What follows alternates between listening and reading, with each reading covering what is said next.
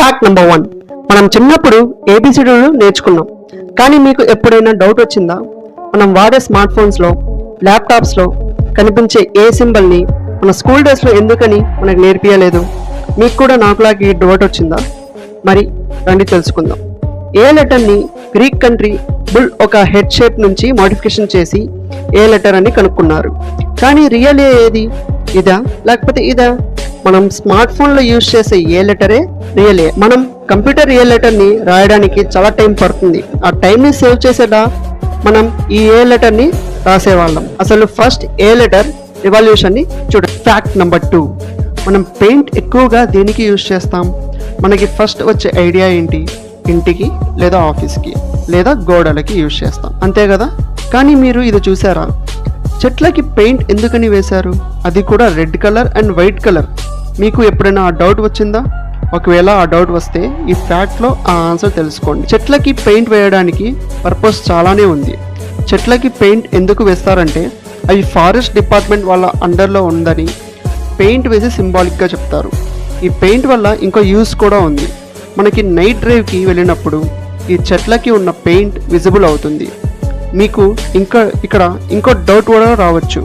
Paint చెట్టు మొత్తానికి కొట్టచ్చు కదా, సగంలో వదిలేశారు ఏంటి అని. చెట్లకి హాని చేసే కొన్ని పురుగులు చెట్టు కింద ఉంటాయి. ఆ పురుగుల నుంచి తప్పించడానికే సగం పెయింట్ చేస్తారు. మీరు ఇక్కడ వరకు వీడియో చూసారంటే ఈ వీడియో మీకు నచ్చిందని అనుకుంటున్నాను.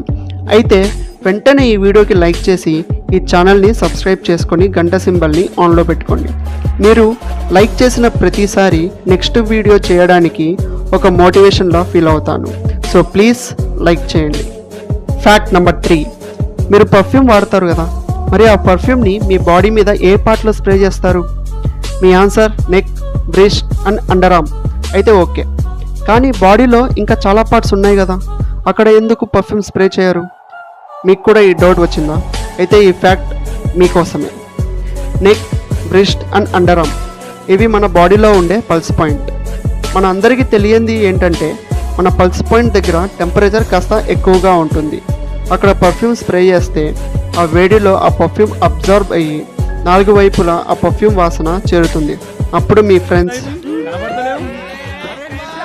Fact number 4. మీరు కూడా నాలాగే మిడిల్ క్లాస్లో పుట్టారా? అయితే ఈ సిచ్యువేషన్ మీరు కూడా ఫేస్ చేసి ఉంటారు. మన ఇంటికి మన ఫ్రెండ్స్ వస్తే వాళ్ళకి టీ మనం డైలీ తాగే గ్లాస్లోనే ఇస్తాం. కానీ మన ఇంటికి గెస్ట్స్ వస్తే వాళ్ళకి స్పెషల్ గ్లాసెస్లో టీ సర్వ్ చేస్తాం. మన మదర్స్కి తప్ప ఇంట్లో అలాంటి స్పెషల్ టీ కప్స్ ఉన్నాయని ఎవ్వరికీ తెలియదు. సో అలాగే మనం క్రికెట్ స్టేడియంలో చూస్తే చాలా పిచ్చెస్ ఉంటాయి. కానీ మ్యాచ్ ఆడటానికి ఒక పిచ్ చాలు కదా, మిగతావి దేనికి? రండి తెలుసుకుందాం. ఈ సైడ్స్ ఉండే పిచ్చెస్ నెట్ ప్రాక్టీస్కి యూజ్ చేస్తారు. ఈ పిచ్ రంజీ మ్యాచెస్కి ఆడడానికి యూజ్ చేస్తారు. మరి ఇంటర్నేషనల్ మ్యాచెస్ ఆడడానికి ఈ మెయిన్ పిచ్ యూజ్ చేస్తారు. మీకు ఈ ఫ్యాక్ట్ అర్థమైతే ఈ వీడియోకి లైక్ చేయండి. Fact number 5. మనం సిమ్ కార్డ్స్ని చిన్నప్పటి నుంచి చూస్తున్నాం. కానీ సిమ్ కార్డ్ మీద ఈ లైన్స్ ఎందుకు ఉన్నాయో మనలో చాలా మందికి తెలియదు. నాకు కూడా ఈ లైన్స్ ఓన్లీ డిజైన్స్ అని అనిపించేది చిన్నప్పుడు లేండి, ఇప్పుడు కాదు. సెమీ కండక్టర్స్ ద్వారా ఉన్న ఈ లైన్స్కి మంచి పర్పస్ ఉంది.